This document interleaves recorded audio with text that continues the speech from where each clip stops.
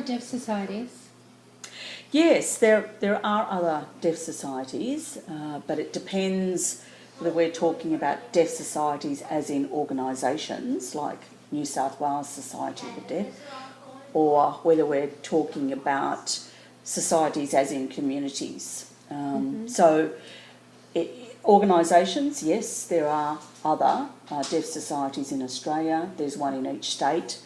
And obviously there are deaf societies or organisations in other countries around the world, and there's also a World Federation of the Deaf. And in fact, the current president of that is Colin Allen from New South Wales Deaf Society.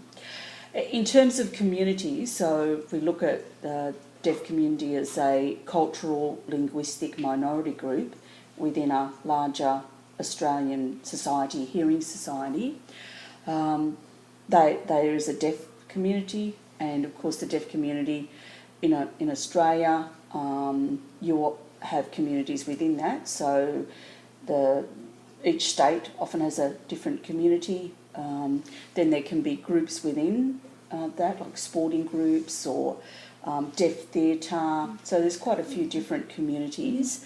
And of course there's also other deaf societies around the world, other communities, whether we're looking at Japan or America, the USA, or in Britain. There are deaf societies in those countries as well. Yeah. So, but really in Australia we have the Australian deaf community, which is a cultural linguistic minority group within the broader Australian hearing community. Okay. So every state has its own deaf society in Australia? Yes, it does. Yes. Okay. Why do deaf people flick lights on and off? It's actually a way of getting attention, and deaf people actually get other deaf people's attention through like a visual clue or actually a movement cue as well. It might be by vibration, or in this case turning the lights on and off is a good way to get people's attention. You usually see it in a formal setting where you might be at a conference or a social event, and it's a way of perhaps even starting the official proceedings, just turn the lights on and off and get everyone's attention. Yeah, okay, I can understand that. Don't you think that all deaf people should be thankful that I'm learning Auslan?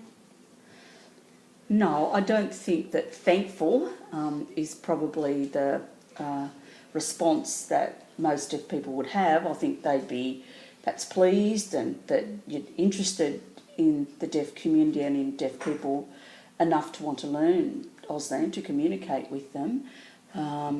But I don't think that deaf people would need to be thankful for that. I guess they hope that there are probably those of us who are learning Auslan who might go on to really improve their skills and perhaps one day be interpreters that are needed in the community. But I think what deaf people hope is that when hearing people do decide to learn Auslan, they do it. They're coming from a perspective of respect for the language of the deaf community, Auslan, and a desire to get to know the community, to get to know its cultural traditions and its customs. I think that's probably would be many deaf people's response to the fact that we are learning Auslan. Okay, thank you.